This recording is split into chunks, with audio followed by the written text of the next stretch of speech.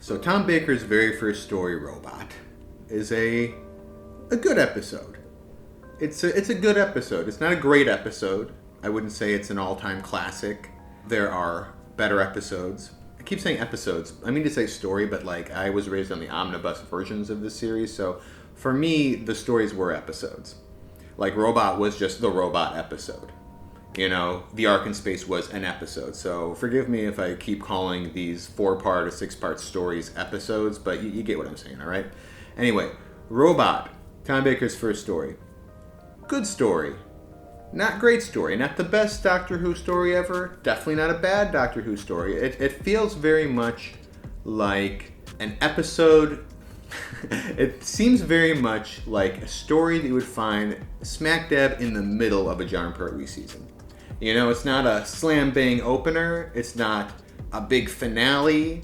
It's just sort of one of those like decent ones in the middle to keep things rolling along. Except that it is Tom Baker's first story, which is interesting. I think they did this for a few reasons. We have old writers from the old guard coming in and writing this final story. It is designed to be sort of a comfortable, safe segue from the Jon Pertwee era into this new era, while also acting as sort of a pop of freshness, a fresh reboot for the series. Unlike the other regeneration stories that Doctor Who had done in the past, you know, with Patrick Troughton and then Jon Pertwee, this one feels very safe. Not interested in showcasing a whole new vibe or breaking ground, changing the format completely like the Jon Pertwee first story does, where we go from the sort of interstellar hobo base under siege format of Patrick Troughton's era to the James Bond spy thriller, espionage, you know, Earth-based military group stories of the Jon Pertwee era. This is an episode that feels like it primarily functions to showcase the new, fresh Doctor and give you as many hits of his personality as possible. And it's very clear, in my opinion, that the writers focused on that, because all the scenes involving the characterization of the new Doctor shine. They're brilliant. They're very witty and fun and snappy and well written.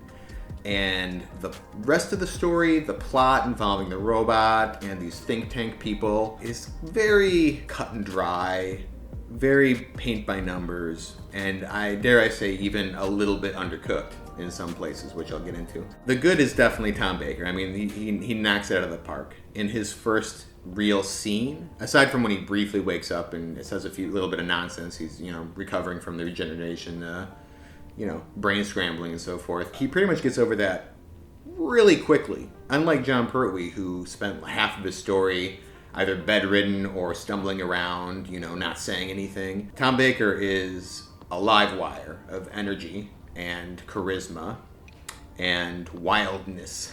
Tom Baker's first scene, which is, in my opinion, the best scene, the linchpin of this whole story, happens a mere 2 minutes into his first episode, when he's trying to escape in the TARDIS. He's got his key, which he finds in his boot, which is a fun little callback to Jon Pertwee era. There's a few little cute little callbacks and nuggets of reference to the Pertwee era throughout this episode. Yes, of course I'll talk to him. I'll talk to anybody.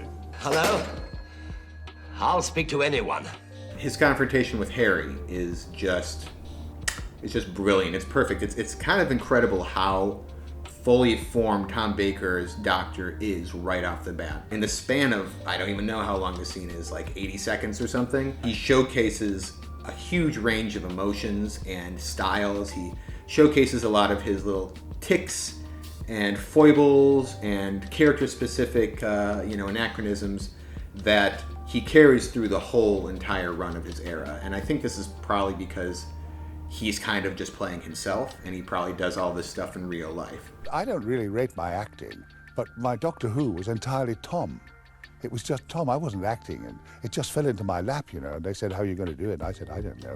And I started saying the lines, and the children loved it, you know. And I thought, hey, so who wants to act? I can be Tom. He does the nose gesture. He does this classic kind of. ticking of the tongue, like the holding of the tongue on the top of his mouth, with his eyes bugging out and his mouth agape, with like he's like an animal, like a wild animal, just like anticipating, ready to pounce on something. I don't even know how to describe it, but he's got that, and you know what he means when he's doing it. He uses the attack and release form of acting. That's how I think of it, where he'll be very calm and focused and like almost grave and minor key, and then he'll turn and he'll be extremely big and explosive, you know, all of a sudden all teeth and bug eyes, and he can be kind of intimidating and scary in those moments. He pulls that off brilliantly. Look here, Doctor, you're not fit. Not fit, not fit. Of course I'm fit. All systems go. Say. He literally runs circles around Harry in this scene. He effortlessly juggles this sense of mania and almost like a Marx Brothers-esque humor to him. Kind of a silly, snarky slapstick. As for the physiognomy, well, nothing's perfect. Have to take the rough with the smooth. Mind you, I think the nose is a definite improvement. As for the ears, well, I'm not too sure. Tell me, quite frankly, what do you say to the ears? Well, I really don't know. And then he'll say something kind of scary, and he'll chop a brick in half, turn on Harry, and start doing jump rope while while reciting a children's nursery rhyme, which comes off very serial killer-esque. Like, honestly, by the end of the scene, you're kind of wondering, like, did he just murder Harry? Like, is that what happened in this situation? Mother, dear, shall I die? Yes, my darling, by and by. 1, 2, 3, 4.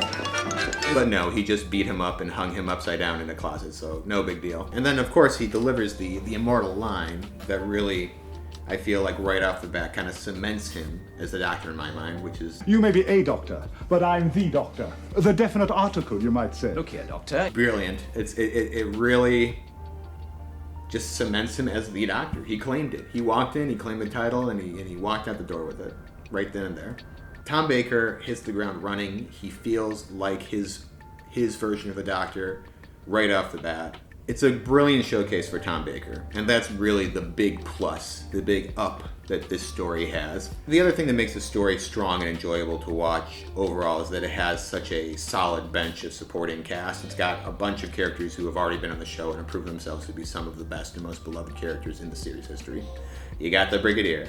You got good old reliable Sergeant Benton. You got the woman herself, Sarah Jane Smith. You know, the best companion of that era, and probably the best companion Dr. Pairing era, Doctor and Sarah, and they immediately show that they have chemistry.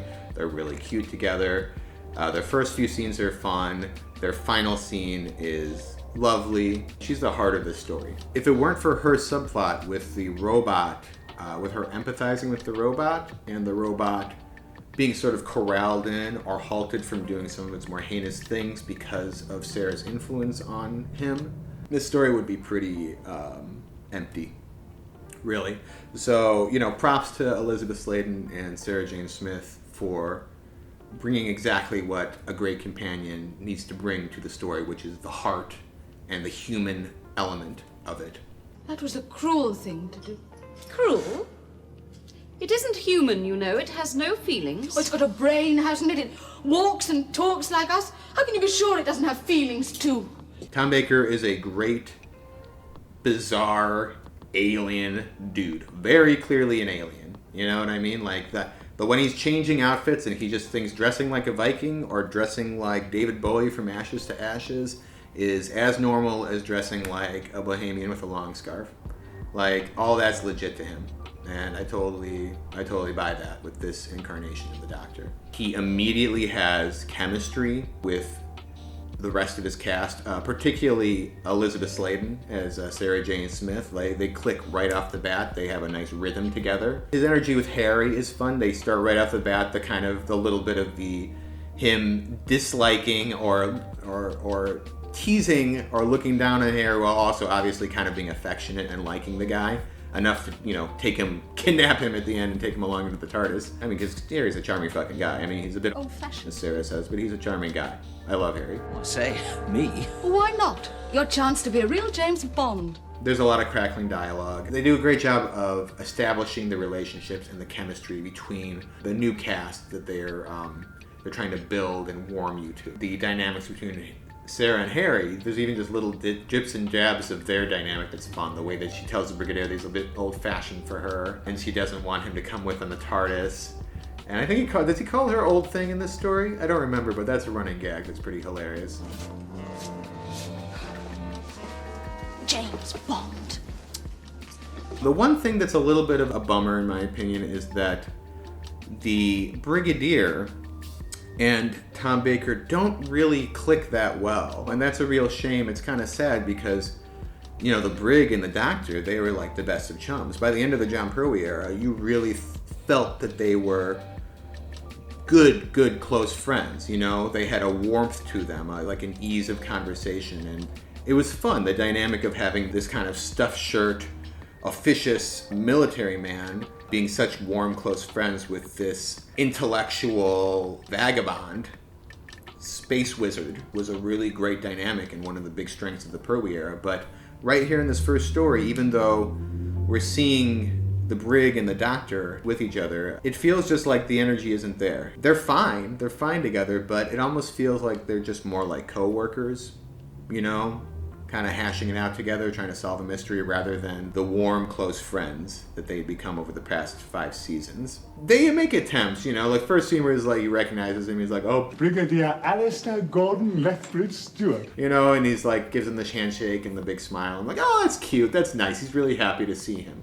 But that's about as warm as their dynamic gets for the entire rest of the story. The rest of the scenes of them together feels very much like it's just Tom Baker stealing the scene, stealing the show, and the Brigadier just standing by and reacting. Yeah, they're just not the same. It kind of feels like, you know, this isn't going to be the vibe of the show moving forward, so we're not going to put a ton of effort into like trying to build these two characters together. Speaking more on that, it is a bit jarring how the Brigadier and Benton and Sarah accept this new Doctor so quickly and just move on without, you know, hardly a word about how they miss their old Doctor, or, you know, they're a bit disturbed or distressed by the complete change in appearance and personality. There's a few tiny lines here and there that sort of hint at that, but then they immediately pivot away from that to the plot at hand. Like it's particularly jarring, I noticed, when the Brigadier was like, He used to drive me mad, but I miss having him about. and you're like, oh, he misses having the Pertwee Doctor around, is how I take it. And then he goes, You know, he'd have been interested in this robbery. There's some very strange features. and then just boom, we're off to the races. We're off to the regular Doctor Who sci-fi story. Enough of the people mourning the past or dealing with the change. We just want to jump right in here and have a straight Doctor Who episode, Doctor Who story, starring the new Doctor. Let's see what he can do. You know, that's what it feels like. Which I understand. It's refreshing in a way. I think for the time, it was its own form of groundbreaking, because the Patrick Troughton regeneration, his companions spend almost the entire story questioning if he even is the Doctor or if he's some weird alien imposter or something, and he has to kind of prove that he's still the Doctor by the end of it, which is cool. I think that's a perfect way to format the very first regeneration story, because that's like the audience surrogate. The companions are questioning, how can this be the new Doctor, just like the audience who grew to, you know, love the Hartnell Doctor would be saying the same thing. The Pertwee Doctor, his regeneration was way more about, you're already used to the regenerations happening, so you know he's going to change, but then they keep their cards close to the vest. They almost do a David Tennant thing where he's wandering around, he's either like not saying anything, or his mouth is taped shut, or he's unconscious for like 2 episodes of the 4-parter, Spearhead from Space, which is a great classic. And we get a lot of time to learn about the Brigadier and Unit again, and kind of get reacquainted with that world that he's going to be spending so much time in. So that makes sense. And also it's in color, which is, you know, shocking. That's a good way to play that one. But for this one, we'd already done both of those things. So this time they kind of just were like, we're just jumping right into it, and this is all about dazzling you with this funny, wild, eccentric, bohemian new Doctor. I think that was a fine choice. You know, I don't think it kills the story, but I do, just from a personal character. And again, in this era, they were clearly not as concerned about character arcs or having satisfying conclusions or exits for their long-running cast members. They just sort of shuffled you on and then shuffled you off screen when you weren't necessary anymore, which becomes very evident as you go through the Baker era and see some of the companion exits and how they're handled. Philip Hinchcliffe was clearly just like chomping at the bit to get his era up and running and going. And this story almost feels like just some house cleaning. Let's give like a little out for the final bits of the old world and just showcase this new guy. I love him. I love Tom Baker. He's unquestionably, in my opinion, the best doctor who's ever doctored of the classic era. You know, it's not really, I don't feel like it's really necessarily fair. I don't generally, I do, I mean, what am I talking about? I rank all the doctors all the time in my head, but at the same time, I don't feel like it's necessarily fair to compare the classic doctors with the modern doctors, because the format of the show is so different. The taste and sensibilities and the objectives of the series were so different at the time.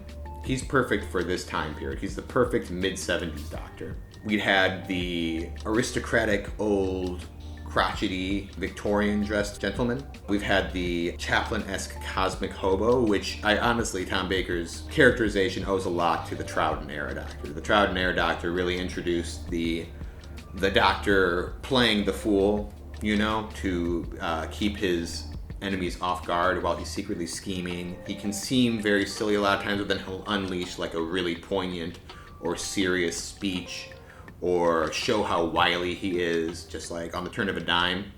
Baker's amazing at that. Baker's amazing at turning on a dime and keeping you as the viewer very invested and interested in him because he's so unpredictable. And you don't know necessarily how he's going to respond to any scenario. If he's going to be just a nonchalant goofball about it, or if he's suddenly going to turn very serious, deadly serious, and even become threatening and intimidating at times, or very cold and callous and calculated. You just don't know. But all of his actions do feel very believable and organic and thought out. Yeah, so I guess I'm talking about I love Tom Baker. I love Tom Baker. By the way, did you know that I love Tom Baker? Let's talk about the robot. So aside from the doctor, the other memorable and fun thing about the story is the robot itself. I think the design is pretty cool. It's very visually memorable. It's pretty impressive, really, for the time being. It's enormous. He had previously played the cyber leader in Tomb of the Cybermen and then reprised that exact role in Attack of the Cybermen like decades later, which is cool. Very tall guy. He's got a good booming voice. Even though you don't see him at all, he delivers the pathos in the robot's line delivery. He sounds robotic and matter of fact, but also clearly has a pain and struggle in his voice. Destroy her. I cannot obey. This order conflicts with my prime directive. You must obey. You are programmed to obey. I must obey. I cannot obey. I must... Terminate. Are you all right? My functioning is unimpaired. But you were distressed. I saw... Conflict with my prime directive causes imbalance in my neural circuits. I'm sorry. It wasn't my idea. The imbalance has been corrected. It is not logical that you should feel sorrow. He has a sympathy in his voice. The way he says Sarah at the end is very sweet. I can bring about the destruction of humanity. But do not fear, Sarah. You alone will be saved. You sympathize with the robot. You feel bad for the robot. You feel like this is just a poor, enslaved creature being used as a tool by evil people. The design looks cool. He's got a robot nose. That's great. I love the red glowing dome head. That's very cool. I love that he's apparently made out of real strips of metal that are all bolted together on his body. He's enormous. Like, he towers over the Doctor, and the Doctor is 6'2" or something. You know, he towers over Tom Baker, so very impressive. I don't even know how they got that. Like, that guy's... How tall is that guy? Like, was the robot head on top of his head? Like, it's almost hard to understand how are his arms out here moving these arms? Like, it's pretty cool. There are flaws to it. I mean, clearly the actor can't really see where he's going. and he's probably like sweating buckets, and it's very cumbersome to move the big heavy metal suit around, so he's kind of awkwardly flopping around, stumbling around. The robot is cute. The robot almost looks chibi from a distance, like with his proportions. And then you see him stumbling around. He's got the wrists. That's always bugged me as a kid. As a child, I loved the robot design, but even as like an 8-year-old boy, I was like, why are his wrists like that? Why does he have giant honking claws and then these limp little wire wrists, and his hands are dangling like this, and when he holds a gun, his gun is like hanging down, like he's gotta bolster his arm at an awkward angle to aim anything. I don't know why they did that. I don't know why they didn't just make the claws flush against the against the wrists, against the forearm or whatever. I don't know why they didn't do that. So I always thought that kind of was silly. But, regardless, it's a cool prop. It's a memorable design. It's fun to watch. There's several effects that are kind of dodgy in this story, if we're going to just talk about effects for a minute. The robot's cool. The toy tank is hilarious that rolls up. Again, as a kid, I could see that. I could see that it was like a giant... They just put a toy tank like right up here in front of the camera. And you can tell like the tank rolls in. Cut away from that shit quick. And the robot shoots him. Cut back. It's disintegrated. It's gone. Okay, like you didn't see that. Moving on. There was a tank. Okay. Oh, let's talk about RoboVision. The RoboVision's kind of funny. I get what they're going for. It's a very Terminator-esque kind of... This is pre-Terminator, but it's that whole concept of like... They did it tons of times. The alien vision, the robot vision. It's like you can tell it's the creature because it's got like green goo around the edges, or it's like all red, or in this case, it's a bunch of reflective cubes on a grid that make it impossible to see what you're doing. I like that this big technologically advanced robot has the vision of an elderly person suffering from glaucoma. I think that's pretty hilarious. The giant robot also gets briefed by watching slideshows. I don't know why I find that funny. I don't know. That imagery is just hilarious to me. It's like, you would imagine it's a robot. You would just like put a chip in him or something, like program the instructions, not have to like literally present him with a slideshow like you're in a 4th grade classroom or something. But it is what it is. Let's see other effects. The big finale, of course. The blue screen is actually, it's alternately good and bad, right? The robot, when the robot's first growing, he looks, like he's obviously not really there, but he's proportioned correctly. He's keyed out pretty well, and he grows pretty convincingly. He picks up Sarah. Doesn't look real, but I still like the effort where she's in his claws. And he pulls her up, and the camera like whips up, and there's motion blur to the camera as she goes up. And she screams, and you get the vibe. You get what they're saying there, like, what it would be like if you got picked up by a giant hand and just whoosh, right? So that's cool. Unfortunately, that's followed up by a hilarious shot that has not aged well at all. I doubt it. I doubt it was looking very good to people even back then. Of the robot walking around with the tiny little doll. The obvious doll that's also proportioned bizarrely with giant doll hair and tiny, teeny little doll feet dangling underneath for Sarah Jane. So that shot's hilarious. And then he drops Sarah off on a roof, and for some reason they didn't just put her next to like a chimney set or something. They instead completely green screened her even in the close-ups. So she's awkwardly holding onto a pipe that's obviously not there, isn't lined up correctly. That's pretty funny. But then all the shots of the robot tromping around downtown are pretty cool. Like, I think they do a good job, unlike, say, certain Godzilla films I've seen in the past, American Godzilla films. They do a good job of maintaining the proportions of the robot. He always looks like he's about the same size from shot to shot, which is, he's tall enough to tower over some 2 or 3 story buildings. And his feet are just big enough to stomp a whole person, and that's it, and he looks about the same from shot to shot. There's also some cool efforts to do some fun stuff. He picks up and throws some soldiers, he stomps on a soldier, he kicks in a house, like a little prop house, He runs into some power lines. Like, they really try to do a lot with it, which I appreciate. And then the ending where the Doctor throws the goop on him, you know, it looks like the Doctor drove by and threw the stuff. And then when they cut to the other angle, the red stuff starts to grow on the legs in the spot where it looked like he threw it. So, you know, kudos to that. Of course, when he disintegrates, you know, as he starts getting smaller, the blue screen starts to punch through, you know, parts of his reflective body. And also it looks very clearly like some people helped him lower to the ground when he sits down. But, you know, overall, I thought the effects were pretty solid. They made an effort. They did the best they could with the budget they have. So, effects, you know, pretty cool. I approve. As for the rest of the story, you know, let's move on to the actual plot and the other elements. There's not a ton going on. This is a very middle-of-the-road story.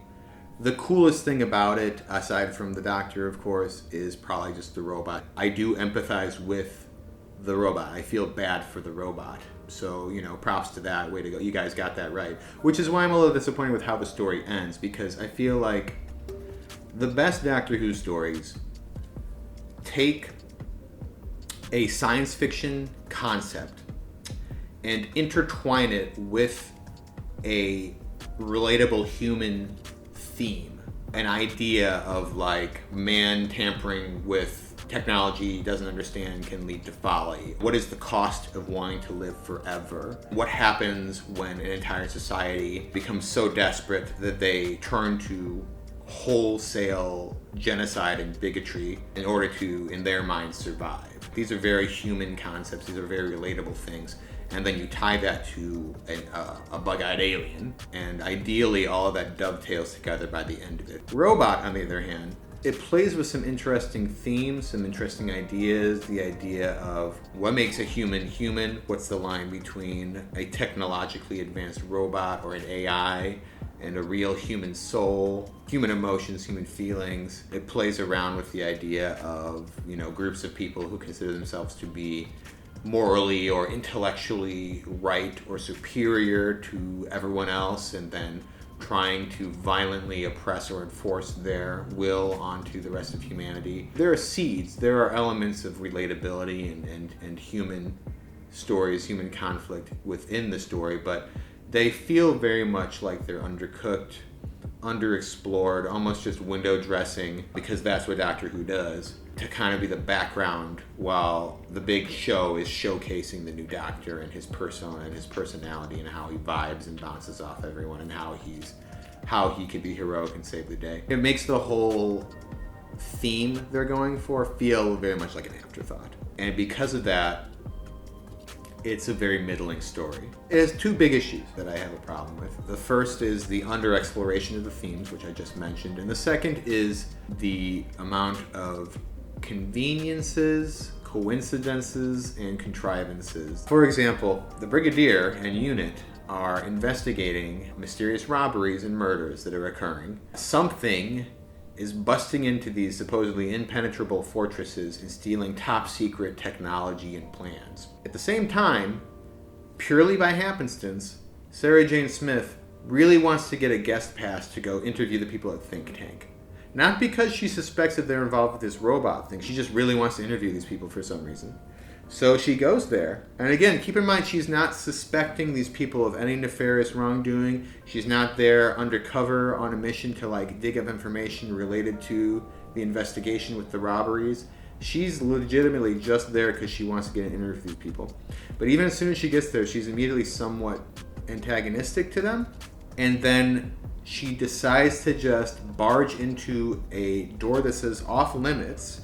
And then also, coincidentally, that off-limits door at this technological research facility is unlocked. And then from there, she just happens to step right into an empty lab and be very suspicious about this random empty lab. So much so that she needs to come back and double check that she did slip on oil, because that means something. And then from there, we segue from contrived coincidences to the other problem I have with the story, which is that the villains are incredibly stupid. While finely acted, especially the Miss Winters, that actress, she's very good at doing this snaky, conniving, arrogant villain. You know, she's actually great at that. There's a few fun scenes between her and Sarah, between her and the Doctor. The false friendliness with a strong coating of menace just like right under the surface between like everything they say. Thank you for an interesting demonstration. I think I ought to leave now. One moment, Miss Smith. If I were to make a formal complaint about your behavior here, you might find yourself in a very difficult position. Dangerous thing, curiosity. Can get you into a lot of trouble. So I'll make a bargain with you. Keep quiet about what you've discovered here, and I'll keep quiet about how you've discovered it. Goodbye, Miss Winters. Mr. Jellicoe, oh, please don't bother to see me out. I love the part where the Doctor is like, I'm sure we'll see you again, and Winters just like has nothing to say to that and turns, and the Doctor turns and gives an enormous grin to the Brigadier, like he's just having a blast doing this back and forth with the villain. The villains who specifically are presented and characterized as intellectual elitists are actually incredibly stupid in their plan and their execution. They've already committed robberies and murders that are on a scale that would be treasonous. And so when this random reporter who has no reason to suspect them of being in any way involved in this just decides to snoop around a bit, they decide the best course of action is to scare her with the robot that they're not supposed to have anymore, that is out there committing crimes and leaving very obvious evidence of itself. For example, giant rectangular shaped footprints and holes being dug that would fit a enormous person who didn't need to breathe. So they just show this random reporter, and then on top of that, they tell the robot to kill her as a joke to scare her. And then they're just like, well, now don't tell anyone about this or else you could be in trouble with your career. And she obviously isn't going to listen to them, and she leaves. And then Jellicoe rightfully asks her, like, that was appallingly dangerous. You know, he says, why the hell did we do that? And Winters is just like, it would have been an interesting experiment. Yeah, I guess so. I guess you could say you don't care about if she dies or not, sure. But you didn't kill her, and now she's gone. And literally less than 10 seconds later in screen time, boom, that reporter goes right back to the military organization that is investigating them and tells them that she saw a giant robot in this place. And so they are screwed at this point. They have screwed themselves because this is the first thread that unravels their whole evil scheme and forces them to go into panic mode and fire off their plan half-cocked at the end of the story. For no reason at all. The villains were not discovered because the Doctor investigated or figured things out. It wasn't any clever moves or, anything like that. It's just Sarah Jane Smith randomly happening to want to interview some people who happen to be the villains that she didn't even know were committing crimes. And then on top of that, I would say that the villains themselves, Jellicoe and Winters, are not taken care of. Their story is not paid off at the end in a satisfying way. They don't receive the comeuppance. They get arrested, sure, but we don't see them get the comeuppance that they've been building to for the whole story. Like Winters especially has been an arrogant, evil, sociopathic woman who has threatened and tried to kill Sarah and the Doctor, and then by the end of it, she's giving Hitler-esque speeches, and then she tries to literally blow up the world with nuclear weapons, commit mass genocide in order to form a new world order. And yet the last time we see her, she's just being a smarmy jerk. She's just snarkily commenting on, mocking them and saying that the countdown is impossible to be stopped, and she gets escorted off screen and out of the episode completely. Same with Jellicoe. Jellicoe literally gets punched off screen by Harry, and he's just, I think you might see him in the background getting guided away at the end, but his plot literally ends with just being punched off screen. Their ending is very underwhelming. What should have happened to them, in my opinion, is the robot should have killed them. All the seeds are there for that. They're arrogantly messing around with a machine they don't really understand. They're ordering it to murder people when it goes against its own programming.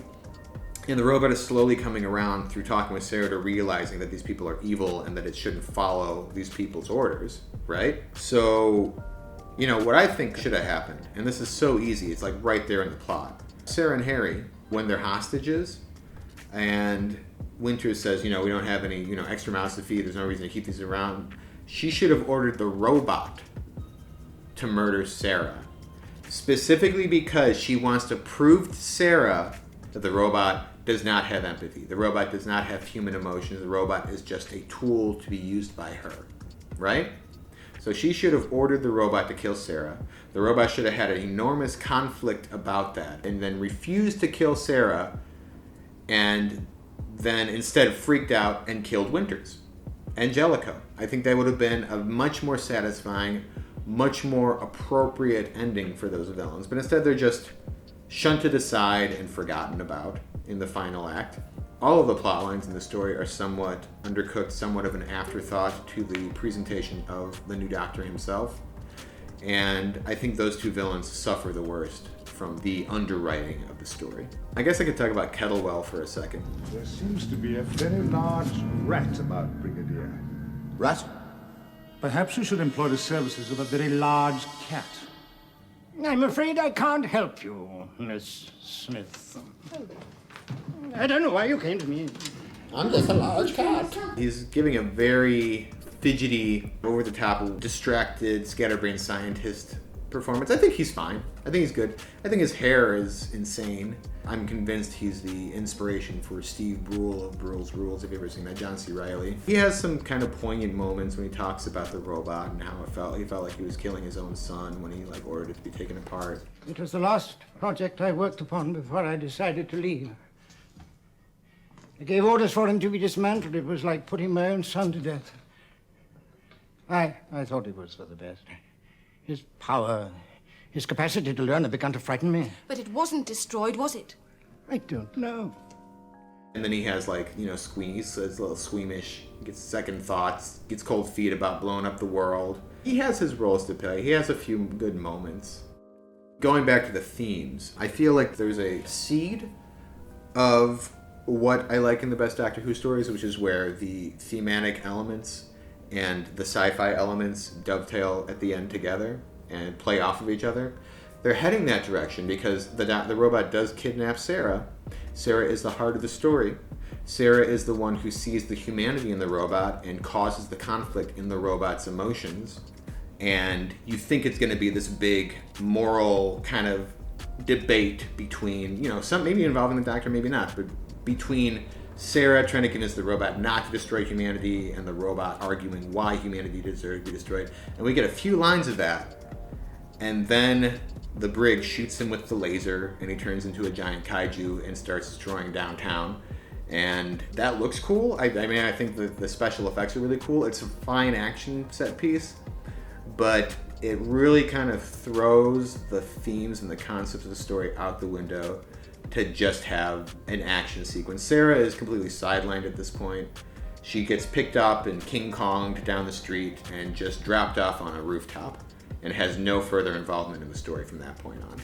So the story kind of loses a thread by the end. It makes the whole theme they're going for feel very much like an afterthought. Like, they played around with the idea of a robot having human emotions, and they played around with the idea of a subgroup of people believing themselves to be superior to everyone else and being willing to destroy the entire rest of the world to prove themselves right. And that's about as far as it goes. Don't get me wrong, I like the giant robot. I think that the effects are actually pretty cool for the time period. But I just wish the thematic elements, the emotional elements were there more in the final bits. Let's see, is there anything else I need to cover on this? Talk about that. I've trashed the plot. The plot's not bad. Let me just clear this up. Even though the plot is full of coincidences and contrivances, and the villains don't get a decent payoff, and the theme is not explored as deeply as I would like, this is a fun, breezy romp. I mainly notice these flaws because I've watched it 3 times in a row now. So I picked for analysis. If you're watching this back in the day the way it was meant to be watched, which is like four episodes, 4 23-minute episodes over the course of 4 weeks, you probably aren't going to pick up on any of these issues at all, you know, or very few of them. Even though it's got these flaws, like the dialogue is snappy, it's quippy, it's crackling, it has a lot of fun subtext and undertones. The battle of wits between Winters and the Doctor, or between Winters and Sarah Jane, are pretty fun to watch. That's all fun, you know, and then all the scenes with the Doctor and his companions are pretty great. They do a great job of establishing the relationship and chemistry between them, between the Doctor and Harry, between the Doctor and Sarah, between Sarah and Harry. They kind of bring it back a bit in the final scene with Sarah. The final scene between Sarah and the Doctor is beautiful, in my opinion. I feel like it perfectly encapsulates the relationship, the dynamic. It sets them off on the right foot for the journey ahead. We start off with Sarah kind of lost in thought, staring off into the middle distance. It's a shot that perfectly mirrors the Doctor when he was lost in thought, like just a few episodes earlier. I like how the Doctor and Sarah have their final conversation. She's not speaking, so the Doctor breaks the ice. I had to do it, you know. Yes, I know. It was insane and it did terrible things, but at first, it was so human. Obviously, she's a little heartbroken. She sees this as a tragedy. She empathized and sympathized with the robot. And rather than just shutting her down, as some doctors may have, some more analytical or cynical doctors, this doctor agrees with her and empathizes with her. It was a wonderful creature, capable of great good and great evil. Yes, I think you could say it was human. You know, what you need is a change. So he validates Sarah's emotions. He shows why, they both show why they're such a good pair, you know, but he specifically shows why he's a good friend to her, because he doesn't shut her down, he doesn't try to ignore or avoid her concerns or say that she's silly or wrong or whatever, lecture her. He acknowledges her feelings, he recognizes her feelings, he validates her feelings and builds off of that, and that breaks the ice. How about a little trip in a TARDIS? I'm just off. Wait, you can't just go. Why not? It's a free cosmos. The Brigadier. The Brigadier wants me to address the cabinet, have lunch at Downing Street, dinner at the Palace, and write 17 reports in triplicate. Well, I won't do it. I won't. Why should I? Doctor, you're being childish. Well, of course I am. There's no point in being grown up if you can't be childish sometimes. Are you coming? And then he offers her the jelly baby again, and she smiles and takes it, and he gives her the giant Cheshire Cat grin, and you're like, yes, these two are best of friends. They're gonna have a great time together. I can't wait to see the future adventures of Sarah Jane and the Doctor. And then as a bonus, we get Harry coming in, and we get a little bit more of that fun dynamic between the Doctor and Harry and Sarah, how Sarah doesn't really want him to come when the Doctor's like, why don't you come too? And she's like, no, you know, like, don't bring the stiff, come on, you know. Three's a crowd, right? But the Doctor's like, you know, here, he gives him a jelly baby, but then Harry kind of like questions the validity of the TARDIS, which offends the Doctor, and he takes back half the jelly baby, tosses it back into his bag. Gross. Kind of a dirtball. That's the fun thing, a fun little element about this Doctor too. He's a bit of a dirtball. He's wiping oil just off on his jacket like no big thing. He's taking half-eaten jelly babies and throwing back in there. I'm sure he ate it himself later. You know, he's just a little bit of a dirty hippie Doctor. But we get the fun dynamic. They kidnap Harry, which is kind of hilarious. And we just get a nice little coda at the end that solidifies the team and makes you feel like you anticipate what's coming next. You're excited about it. It's fun. It's a fun dynamic between these three characters. It's a good start for the story. Good start for the era. This is a completely fine Doctor Who episode. It's a good episode. It's not a bad episode.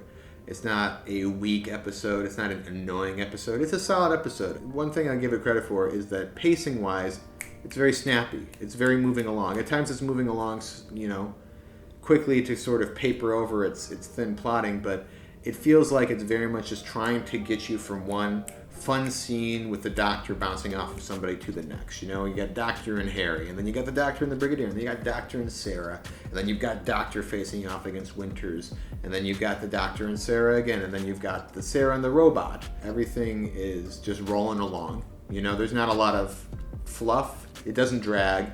It just sort of runs along at a nice clip, and really is mainly just a big showcase of the new fun Doctor. A goodbye to the old era, a last hurrah for the old writers and the old cast and crew, and a launching pad of familiarity to bring the old audience along for the ride, as well as introduce a new audience and have them immediately be like, oh, this is the Doctor.